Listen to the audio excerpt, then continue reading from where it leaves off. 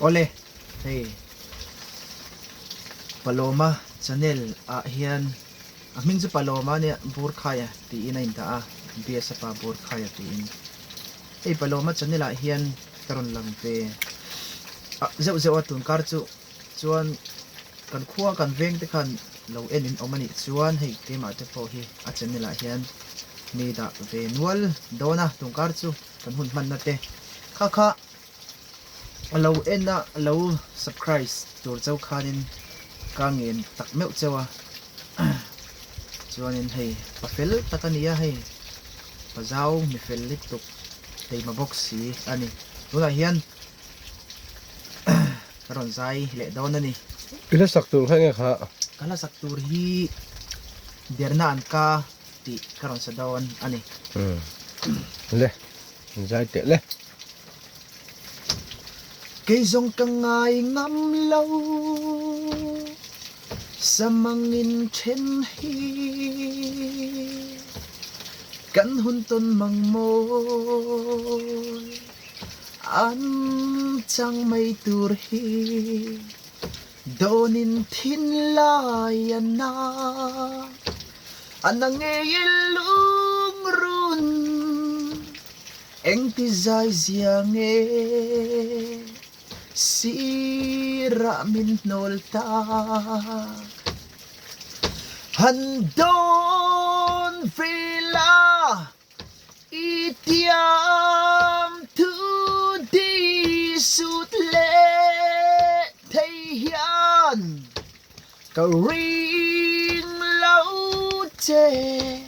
lâu mặc thầy nghe mày der na an ka mo min lo lan nang ne na len dun hi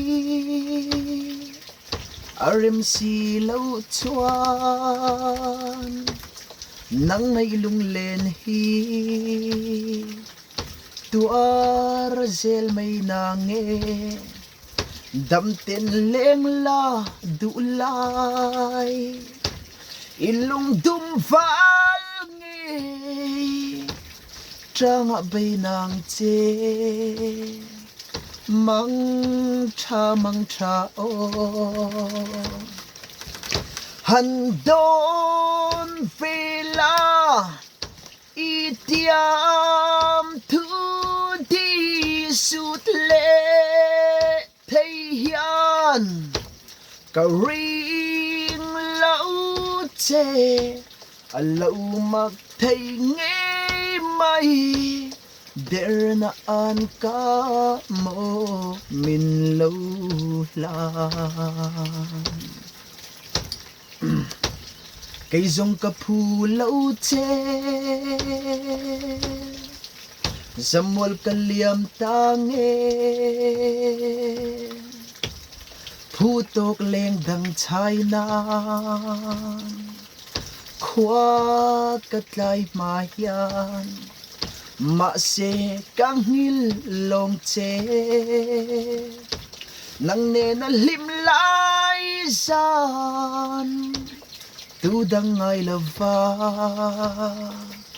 tlai khwa kan var lai handon vela itiam thu di sut le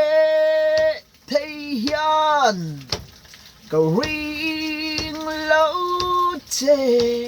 lâu mặc thầy nghe mày der na an ka mo min lâu lan lâu mặc thầy nghe mày der na an ka mo min lâu lan alo me zai thiam khop mai bia ka ania ani hi te a ti te pon ko wa mi fel takani kan ti to kha tuna hian kumsum ni pasarina mang chho me ka tlang wal ania a number du ta khain omani chuan karon drop chuak the reng ani ti kha karon soi bok ani Hmm. Kan lo me. Kan lo me.